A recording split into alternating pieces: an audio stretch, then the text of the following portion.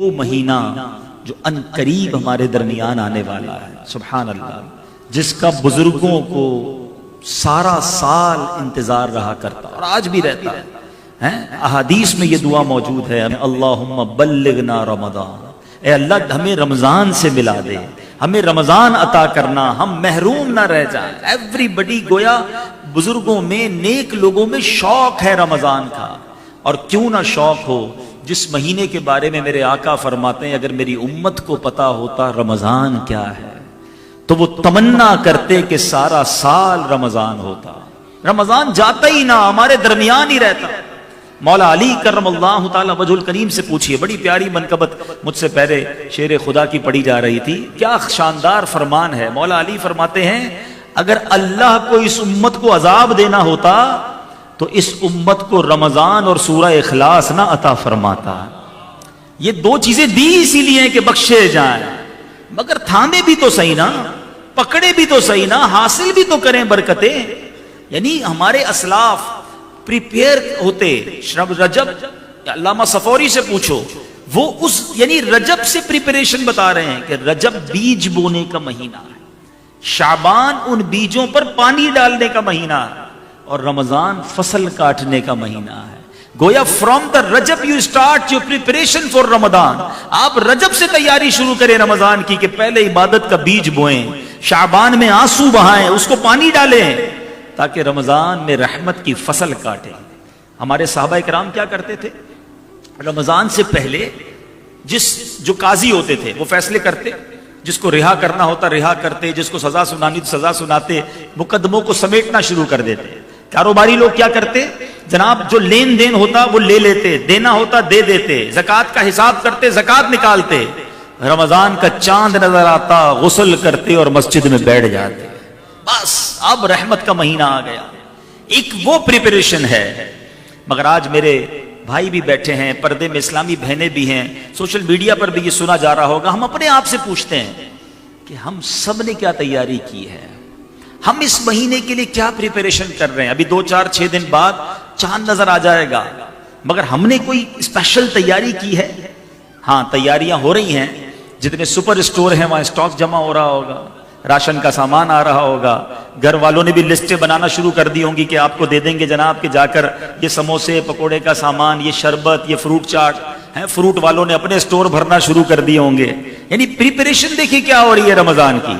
تھوڑے دنوں کے بعد اب تو سائن بورڈ ختم ہو گئے، ورنہ کراچی کی سڑکوں پر بورڈ لگ چکے ہوتے، افطار اسکیم، سحری اسکیم، فلاں ہوٹل کا یہ ریٹ ہے، فلاں ہوٹل کا یہ پیکج ہے، آل یو کین ایٹ کا یہ ہے۔ اچھا، نوجوانوں نے پلان کیا بنانا شروع کیا ہوگا کہ رات کو نائٹ ٹورنامنٹ کدھر ہوں گے، کدھر جا کر کرکٹ کھیلنی ہے، رات کدھر گزارنی ہے۔ یعنی مجھے یہ بتائیے کہ اگر ایک ان نون، ایک غیر مسلم بندہ نکلے اور کہے کہ یار ہولی منتھ ہے مسلمانوں کا، رمضان، دیکھو ان کی پریپریشن کیا ہے، تو وہ کسی سپر اسٹور کے پاس سے نکلے تو وہاں لائن لگی ہوئی ہو، باہر پکوڑے سموسے کے سٹال لگے ہوئے ہوں، آگے جائے تو ہوٹل میں اسکیمیں لگی ہوئی ہوں، شاپنگ سینٹر والوں نے اپنے پلان کیے ہوئے ہوں۔ اب ہمارے کئی بھائی جن کے کپڑے کی دکانیں یا سپر اسٹور، یہ بوتیکس وغیرہ یا جو بھی ہیں، انہوں نے کیا پلان بنانا ہوتا ہے؟ 5-6 دن تراویح پڑھ لو، اس کے بعد رات ساری پھر ہم نے بازار میں گزارنی ہے۔ عام عوام نے پلان کیا کیا ہے؟ 10-15 دن کے بعد پھر روزانہ شاپنگ کرنے جانا ہے۔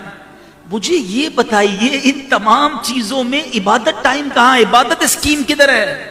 قرآن اسکیم کہاں ہے؟ تلاوت کدھر ہے؟ مغفرت کے لیے دعائیں کدھر ہیں؟ گر گڑانا کدھر ہے؟ انڈرسٹینڈ کیجئے، رمضان فوڈ فیسٹیول نہیں ہے۔ رمضان اس لیے تھوڑی آ رہا ہے کہ اس رمضان میں کیا کھانا ہے، کیا پکانا ہے۔ یعنی ہر کسی کو اگر رمضان کی فکر ہے تو یا تو کھانے پکانے کی ہے یا کپڑے بنانے کی، عید کی تیاری بھی تو کرنی ہے۔ اللہ اکبر، اس پوری پریپریشن میں نے کتنے روزے رکھنے ہیں، تراویح کتنی پڑھنی ہے، نوافل کتنے پڑھنے ہیں، اللہ کی بارگاہ میں کتنا گر گڑانا ہے، مغفرت کیسے لینی ہے، درود کتنے پڑھنے ہیں، کتنی بار ختم قرآن پڑھنا ہے، اس کو کون ڈسکس کر رہا ہے؟ آج یہ استقبال رمضان بڑا شاندار ٹاپک مجھے حافظ صاحب نے دیا۔ یہ الارم ہم سب کو اپنے اندر بجانا ہوگا، اپنے اندر یہ اپنے آپ کو جگانا ہوگا۔ ہم وہ دعا بھول گئے؟ کونین کے والی صلی اللہ تعالی علیہ وسلم نے ایک بار ایک منبر پر قدم مبارک رکھا اور آمین کہا، اور صحابہ کرام بھی کمال کے لوگ تھے۔ جب بھی کوئی ان یوزول غیر معمولی چیز نبی پاک میں دیکھتے تو سوال کر لیا کرتے تھے. انہوں نے سوال کیا, کام ہمارا بن گیا, ہمیں جواب مل گیا. صحابہ کرام نے عرض کی حضور آپ نے آمین کیوں کہا؟ حدیث طویل ہے, میں ایک جز سنا رہا ہوں. اللہ کے حبیب نے کہا جبریل امین میرے پاس آئے اور جبریل امین نے آ کے دعا کی کہ حدیث کا مضمون ہے وہ شخص ہلاک ہو جائے, بدبخت اور برباد ہو جائے جو رمضان کو پائے اور اپنی مغفرت نہ کروا سکے. اور نبی پاک کہتے ہیں میں نے اس دعا پر آمین کہی ہے. ایسا لگتا ہے امت یہ دعا بھول چکی ہے. دعا کرنے والا فرشتوں کا سردار. ٹرائی ٹو انڈرسٹینڈ, اس دعا کی امپورٹنس سمجھو. دعا کون کر رہا ہے؟ فرشتوں کا سردار روح الامین. اور دعا پر آمین کون کہہ رہے ہیں؟ نبیوں کے سردار جناب رحمت للعالمین صلی اللہ تعالی علیہ وسلم. اب کوئی شک رہ گیا دعا کی قبولیت میں؟ It means it must be approved, قبول ہی قبول ہے. تو یہ طے ہو گیا کہ جس نے رمضان کو پایا اور اپنی مغفرت نہ کروا سکا وہ ہلاک و برباد ہو جائے گا. اب آؤ میں آپ کو بتاتا ہوں یہ مہینہ ہے کیسا, اس مہینے میں کرم کتنے ہیں, اس مہینے میں رحمتیں کتنی ہیں. سب سے پہلی بات, سارا سال جو ہمیں گناہوں میں لگاتا ہے ہمارا دشمن ہے شیطان لعین. اللہ تعالیٰ کی مہربانی دیکھو, دشمن کو ہی قید کر دیا جاتا ہے. یہ ستاتا ہے نا, چلو یہ بند, یعنی جو ہمیں غلط کاموں کی طرف لے جاتا ہے اس کو ہی اللہ نے بند کر دیا. اب تو آسان ہو گیا نا. اب اس کے بعد نفل کا ثواب فرض کے برابر, فرض کا ثواب 70 گنا. روزانہ افطار کے وقت 10 لاکھ گناہگار جہنم سے آزاد کر دیے جاتے ہیں. Every day million sinners, 10 lakh گناہگار جہنم سے آزاد کیے جاتے ہیں. سچ بتاؤ روزانہ افطار کے وقت میرا کام کیا ہونا چاہیے؟ شربت آیا کہ نہیں, دہی بڑے آئے کہ نہیں, پکوڑے بنے کہ نہیں, یہ کام ہونا چاہیے. یا کاش باپ بھی ہاتھ اٹھائے, بچے بھی ہاتھ اٹھائے اور آنکھوں میں آنسو ہوں کہ مولا آج بھی 10 لاکھ بخشے جائیں گے, میرا نام بھی لکھ دے, میرے بچوں کا نام لکھ دے, اللہ میرے ماں باپ کا نام لکھ دے. ایک دن گزرے تو دل پر خوف طاری ہو جائے کہ کل جو 10 لاکھ بخشے گئے میں تھا کہ نہیں. دوسرے دن پھر گڑ گڑاہٹ ہو, تیسرے دن اور تڑپ پڑ جائے. ادھر تو حال یہ ہے پہلے 4 دن مسجد فل, 5ویں دن سے ایک صف کم ہونا شروع ہو جاتی ہے. کیوں؟ وہ جوش گیا.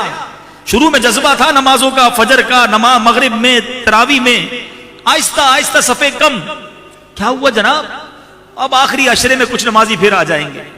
ایسا نہ کرو میٹھے اسلامی بھائیوں, یہ مہینہ بخشوانے آ رہا ہے. یہ مہینہ ہم پر رحمتیں برسانے کے لیے اللہ نے بھیجا ہے. اس مہینے کی ایک ایک گھڑی قیمتی ہے. اور خاص طور پہ جو پہلی رات آئے تو یاد رکھنا اللہ کے حبیب علیہ الصلوۃ والسلام کو وہ 5 چیزیں, سنیے گا ذرا, نبی پاک علیہ الصلوۃ والسلام کو اللہ تبارک و تعالیٰ نے وہ 5 خصوصی کرم عطا فرمائے ہیں جو کسی اور نبی کو عطا نہیں فرمائے. اور اس میں پہلا جو فرمایا, جب رمضان کی پہلی رات آتی ہے, ہوپ فلی میرا خیال ہے منگل کی رات ہم سن رہے ہیں کہ انشاءاللہ پیر کی رات, چاند رات امید ہو جائے اللہ مجھے اور آپ کو خیر سے رمضان عطا فرمائے. تو اب ایک ویک ہی رہ گیا.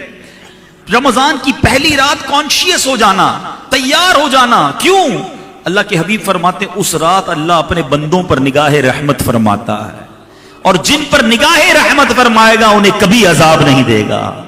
تو اس رات تو زیادہ تیاری ہو. تراویح کے بعد بھی مسجد میں بیٹھ جاؤں, اللہ آج رحمت کی رات ہے, ہوں گناہ گار, ہوں خطا کار, پلے کچھ نہیں مالک, مگر میں رہ نہ جاؤں, ہوں میں بھی تیرا بندہ, اے اللہ مجھے محروم نہ کیجیے.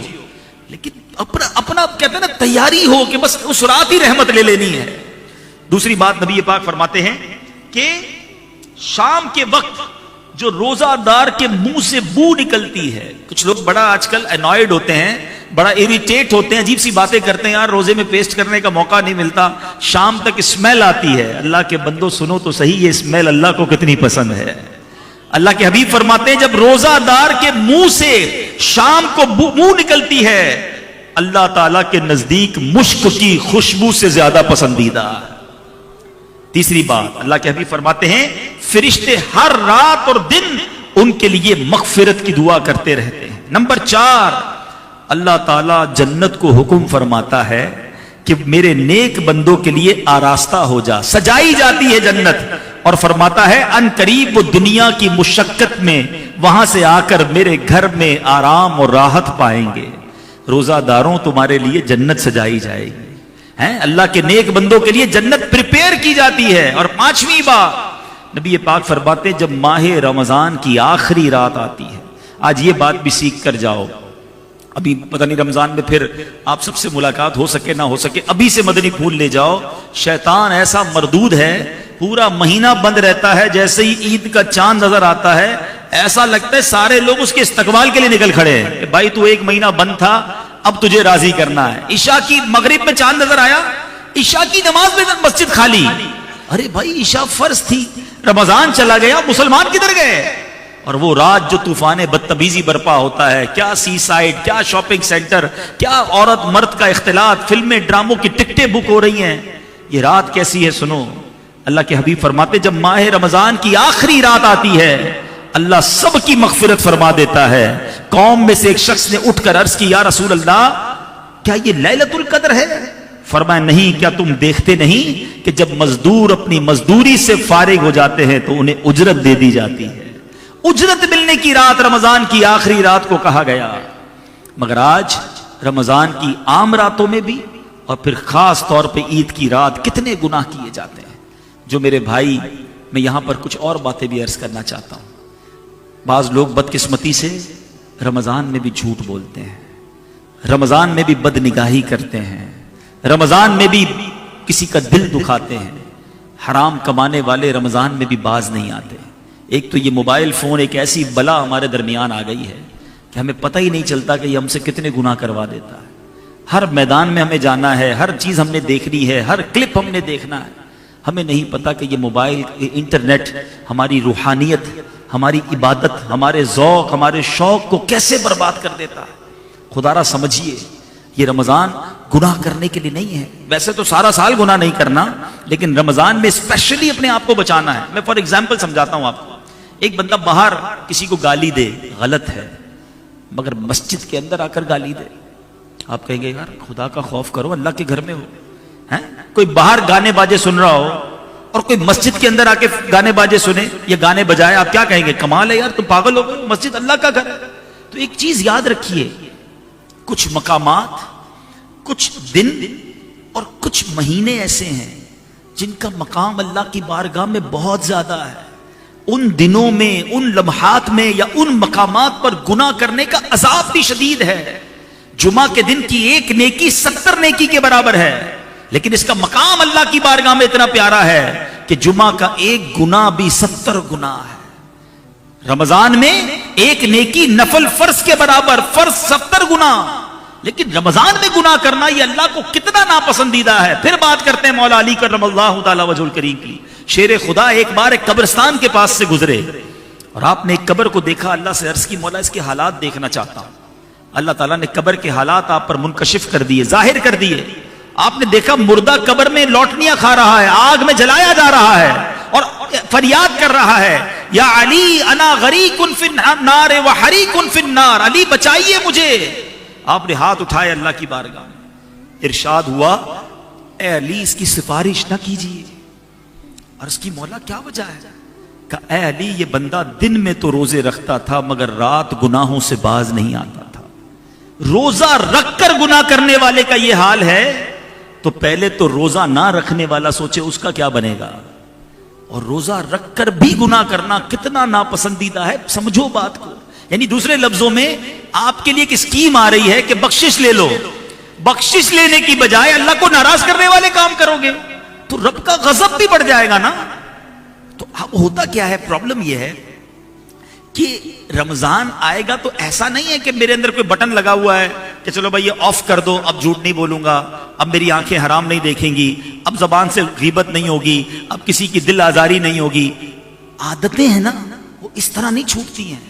یہ جو پریپریشن کی بار بار بات کی جاتی ہے اس کی وجہ یہ ہے کہ رمضان سے پہلے ابھی سے فلمیں ڈرامے, ابھی سے گانے باجے, ابھی سے جھوٹ بولنا, ابھی سے دل آزاریاں کرنا, ابھی سے غلط کام چھوڑنے ہوں گے تاکہ کہیں رمضان میں یہ غلطیاں کنٹینیو نہ ہو جائیں. مکہ شریف میں جاتے ہیں نا, ایک نیکی کتنی ہے؟ 1,00,000 نیکی, لیکن ادھر کا ایک گناہ بھی 1,00,000 ہے. تو کچھ لوگ سمجھتے ہیں ہم جا کے نیکیاں کر لیں گے. بھائی آپ جہاز جب یہاں سے ٹیک آف ہوگا جدہ کی طرف, تھوڑی آپ اپنی عادتیں ادھر چھوڑ جائیں گے. وہ عادتیں ساتھ ہی جا رہی ہیں آپ کے. ادھر بھی جھوٹ بول رہے ہیں, ادھر بھی لڑائیاں ہم نے دیکھی ہیں, ادھر بھی گالی گلوچ ہو جاتی ہے. کیوں؟ ساری زندگی دی ہے تو ادھر کیسے نکلے گی؟ تو اگر اچھے مواقع پر خوب نیکیاں کرنی ہے نا, زیادہ حاصل کرنا ہے, تو اس سے پہلے ہی تیاری کرنی ہوگی کہ میری عادت ایسی بن جائے کہ میں غلط باتیں نہ کروں, میری زبان سے کسی کی دل آزاری نہ ہو, میری آنکھیں حرام نہ دیکھیں, میرے کان حرام نہ سنیں. تو میرے میٹھے اسلامی بھائیوں, آج کے جو بیان کا جو مین ٹاپک اور مقصد میسج ہے وہ یہی ہے کہ تیاری کیجئے مغفرت لوٹنے کی, تیاری کیجئے رحمتیں حاصل کرنے کی, اپنے آپ کو تیار کیجئے گناہوں سے بچانے کے لیے. اور اب آخر میں یہ بتانا چاہوں گا کہ میرے آقا مدینے والے مصطفیٰ صلی اللہ تعالی علیہ وسلم رمضان کیسے گزارتے ہیں. ایک عاشق کا یہ کوسچن ہو سکتا ہے کہ جناب یہ تو بتائیے کہ نبی پاک علیہ الصلوۃ والسلام کی رمضان میں کیا روٹین تھی, آقا ماہ رمضان کیسے گزارتے. تو آقا علیہ الصلوۃ والسلام کی روٹین اگر سب سے اچھی کوئی بیان کر سکتا ہے تو ہماری امی حضور ام المومنین بیان کر سکتی ہیں. حضرت سیدہ عائشہ صدیقہ طیبہ طاہرہ رضی اللہ تعالی عنہا سے پوچھتے ہیں کہ حضور آپ بتائیے میرے آقا کی خلوتیں کیسی ہوتی تھیں, نبی پاک رمضان کی راتوں میں کرتے کیا تھے. بی بی عائشہ صدیقہ رضی اللہ تعالی عنہا نے جو فرمایا اس کا جو مضمون خلاصہ بنتا ہے, آپ کہتی جب رمضان آتا میرے آقا عبادت پر کمر بستہ ہو جاتے, بالکل تیار ہو جاتے, اور پورا مہینہ بستر منور پر تشریف نہ لاتے.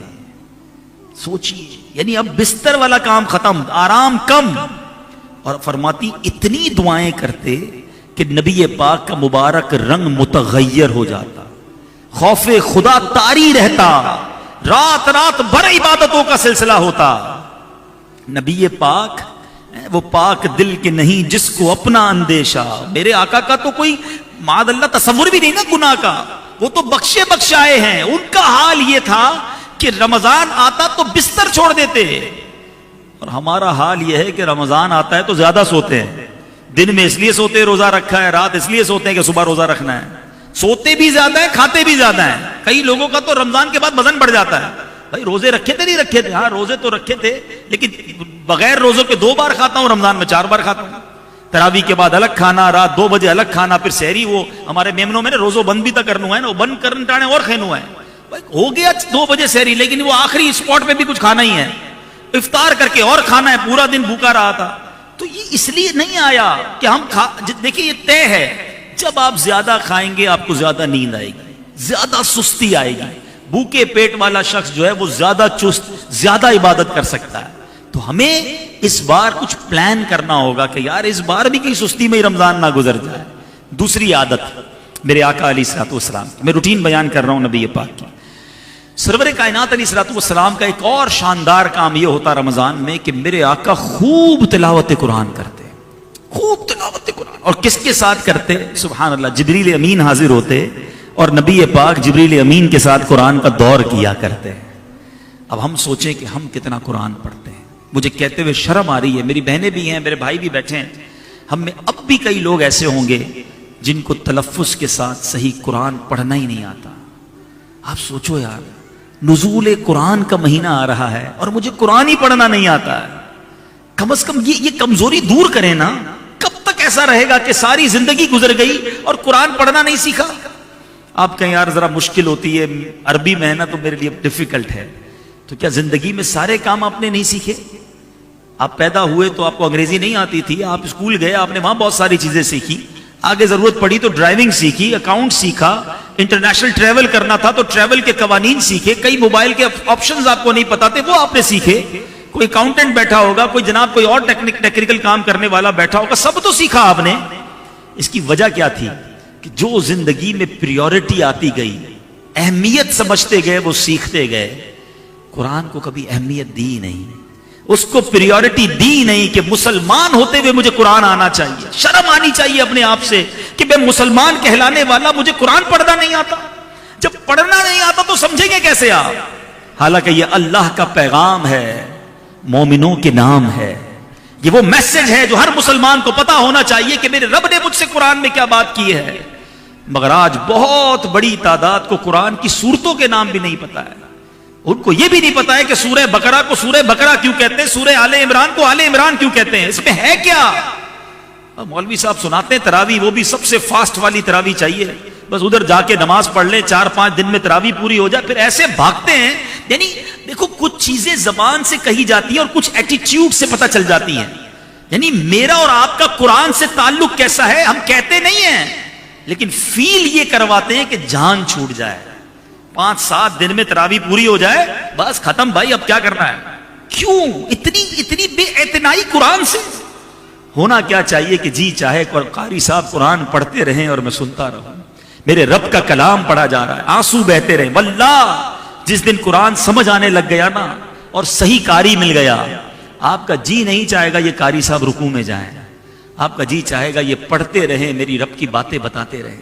لیکن پرابلم بھی یہی ہے، قرآن سیکھنے کا ذہن ہی نہیں ہے.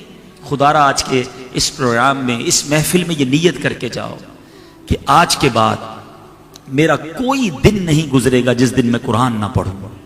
روزانہ کچھ نہ کچھ. بڑا پیارا مدنی انعام امیر اہل سنت جو ہے نا وہ کمال کی شخصیت ہے، وہ بڑا آسان فارمولہ دیتے ہیں.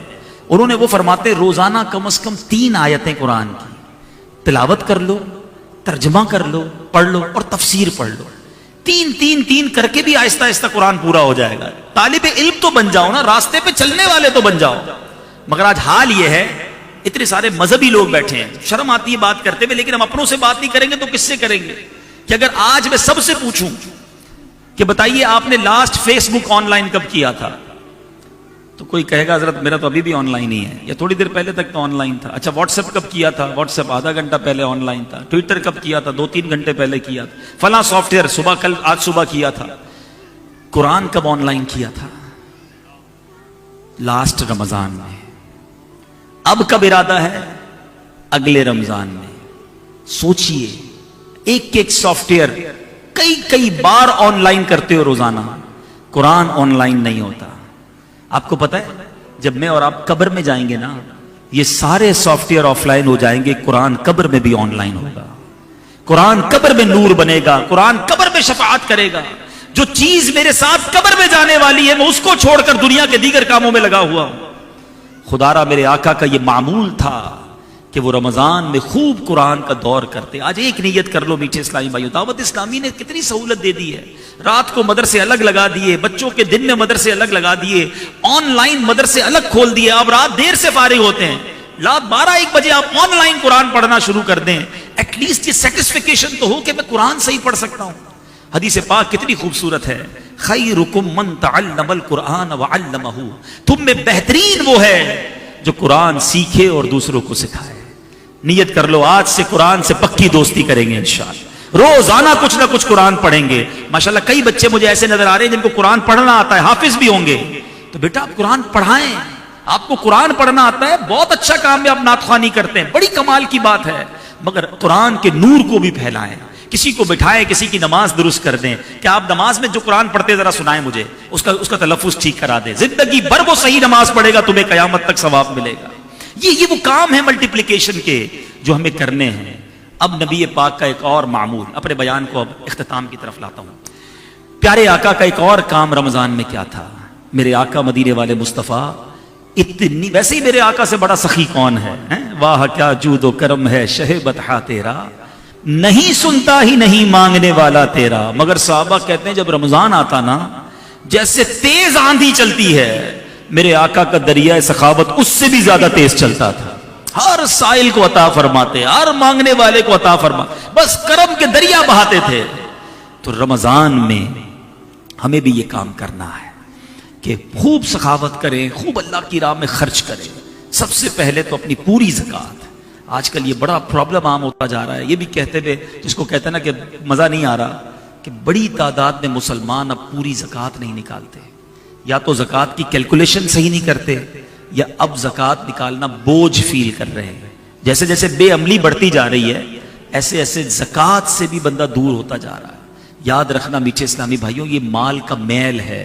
یہ میل آپ نے نکالا نہیں تو یہ پورے مال کو میلا کر دے گا، برباد کر دے گا، عذاب ہو جائے گا یہ مال. پوری زکات نکالیں. خود حساب نہ کریں، کسی عالم دین کے ساتھ بیٹھیں کہ حضرت یہ میرا سرمایہ ہے، بتائیں میری زکات کتنی بنتی ہے. تھوڑے زیادہ نکال دینا، کہیں ایسا نہ ہو کہ زکات پہ کمی ہو جائے. جو لوگ سوچتے ہیں یار 10 لاکھ روپے زکات دینی پڑے گی، جس کی لاکھوں میں ہوتی ہے نا زکات، اس کو بڑی ٹینشن ہو جاتی ہے. وہ 10 لاکھ زکات دینے والا کیوں نہیں سوچتا کہ اللہ نے 4 کروڑ دیے ہیں تو 10 لاکھ بنی ہے نا؟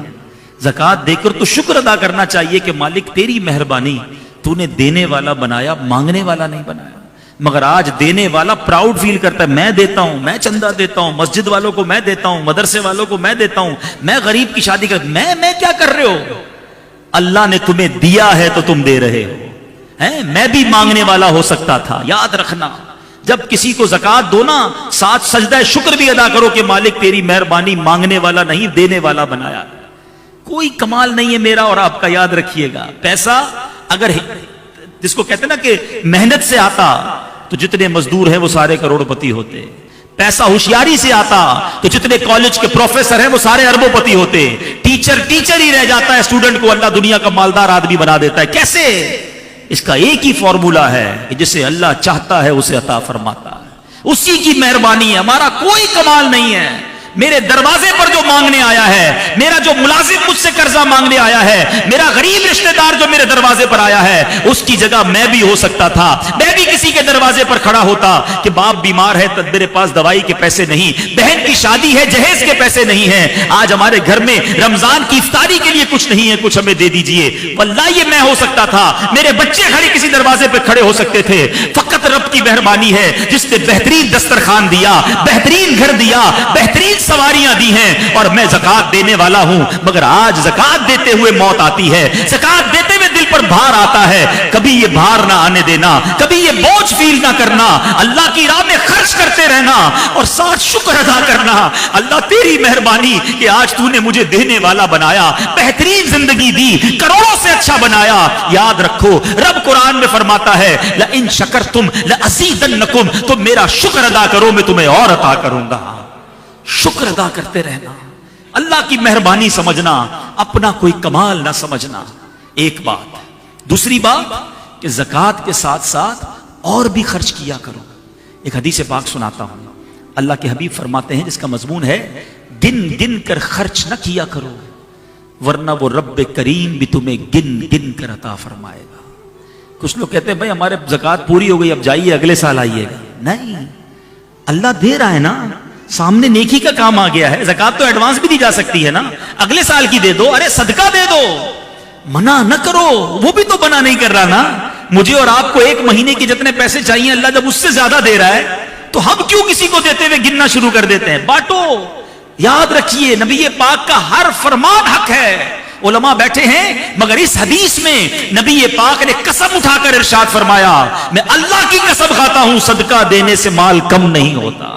یہ طے ہے، یہ ڈیفینیٹلی ہے۔ یہ بزرگ بیٹھے ان سے پوچھ لو، جس نے اپنی زکات پوری دی، حلال کمایا اور زکات پوری دی، اگلے سال اس کی زکات زیادہ ہی بنتی ہے۔ اٹ مینس اس کا مال بھی تو بڑھ گیا نا۔ تو اللہ کی راہ میں خرچ کرنے میں بخل نہ کرو، دل و جان سے دو اور انجوائے کرو، مزے کرو۔ یا اللہ ایسا بتا دیا تو نے مجھے کہ میری وجہ سے کسی کا بھلا ہو رہا ہے، تیری مہربانی، اور دینا میں اور بانٹوں گا، اللہ اور دے گا تمہیں۔ اب آخری بات، زکات دینی کس کو ہے، صدقہ دینا کس کو ہے؟ سب سے پہلے آپ کی زکات اور آپ کے صدقے کا حقدار کون ہے؟ آپ کی زکات اور آپ کے صدقے کا سب سے پہلا حق آپ کے اپنے غریب رشتہ داروں کا ہے۔ یہ بات یاد رکھیے گا۔ روایتوں کا مضمون ہے اللہ تعالیٰ قیامت کے دن اس بندے پر نظر رحمت نہیں فرمائے گا جو غیروں کو بانٹتا رہے اس کے اپنے پریشان ہوں۔